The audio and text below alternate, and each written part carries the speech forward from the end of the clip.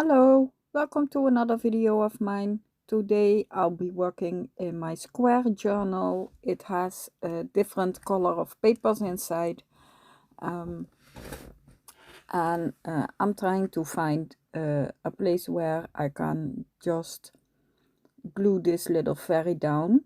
As you can see, I've taken a page where I've already put some oxide inks that was left over.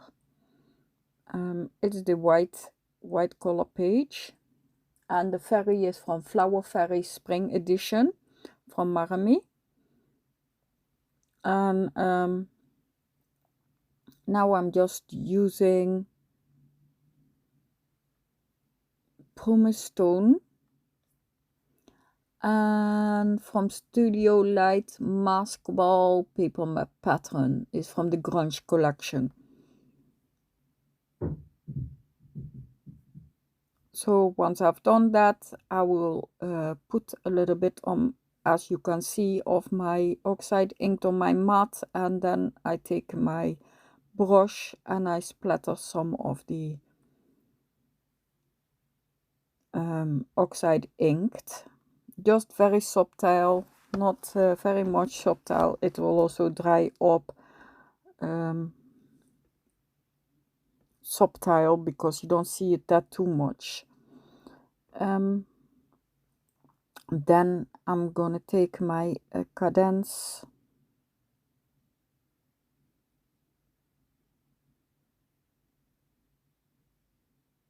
and I'm going through the stencil a little bit, and the Cadence is stone effect. It's a relief paste, and it almost has the same color of brown as the background, so that's why I like using it.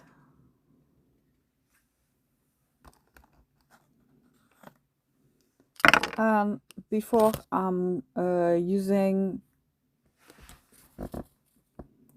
the stencil, I'm just gluing down the flowers and the elf just with the glue stick.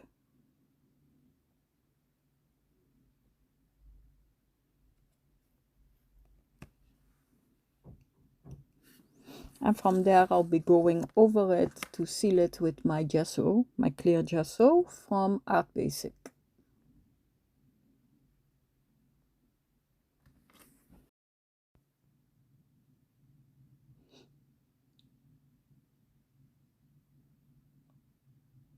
So now that I've sealed everything with the gesso, I can use my stencil with the stone effect, and I'm just going to be using it at several places over my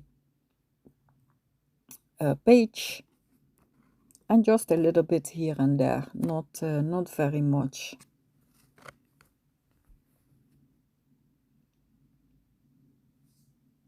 And I don't know what the stencil is called because it doesn't have a name, so I'm sorry. But there's loads of stencils that you can use. You don't have to use the same stencil as I'm using.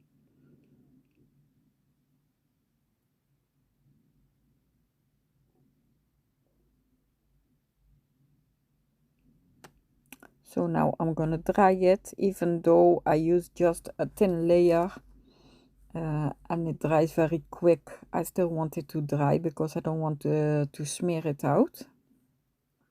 So now I'm taking my Pentel brush pens, and I'm using a very brownish, very light brownish color to make her grounded, so that it looks like she's standing onto a ground or at least somewhere. And I'm also taking some colors to enhance the flowers. I'm using some green for the leaves, then some pink, yellows and oranges for the flowers.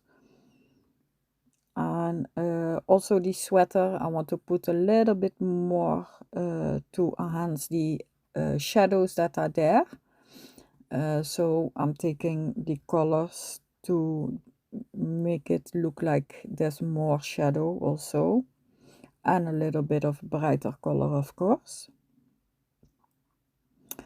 And then the two top flowers that are floating in the air, because they are white and there's not too many white flowers inside this scene.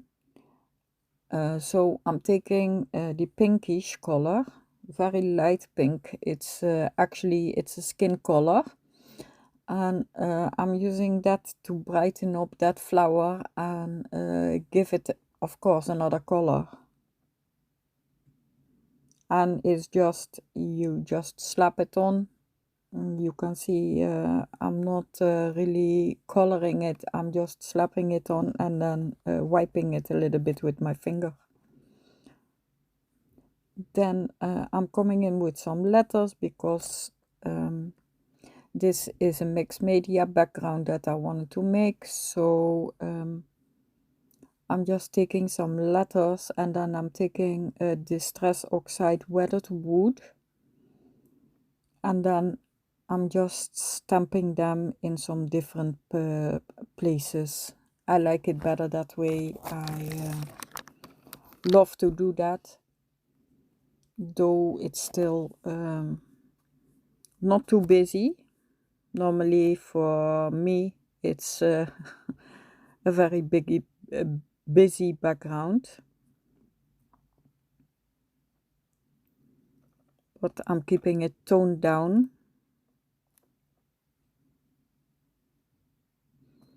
And then I take my Stabillo all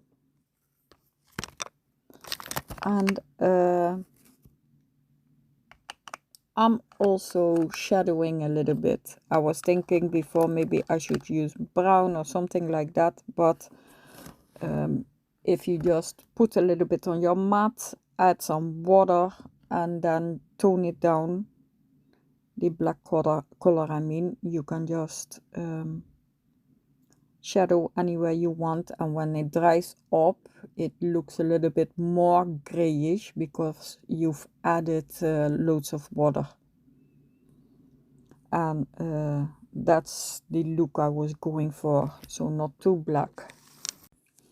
Of course I have to dry it again, and then I'm going for a text, and in the same Flower Fairies spring edition, Marta put in the back, I think 3 or 4 pages, I think it's 3, but with loads of nice words, text, a little bit of small quotes. So that's what I'm taking, and because of the way her face, I'm putting healing thoughts. I thought that would be appropriate for this one. So thank you very much for being here with me. I do hope you like, subscribe and share. And I will see you next time. Bye!